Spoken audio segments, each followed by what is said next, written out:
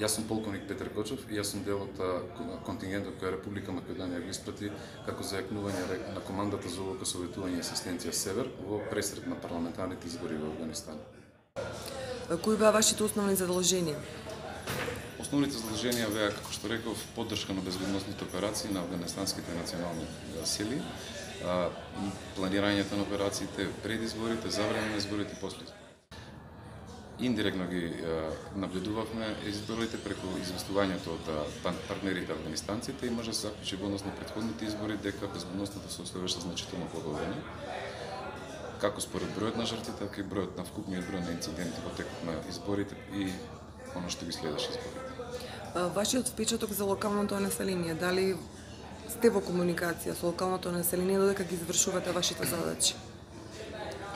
Директна комуникација со локалното население немавме во поглед на комуникација со граѓаните.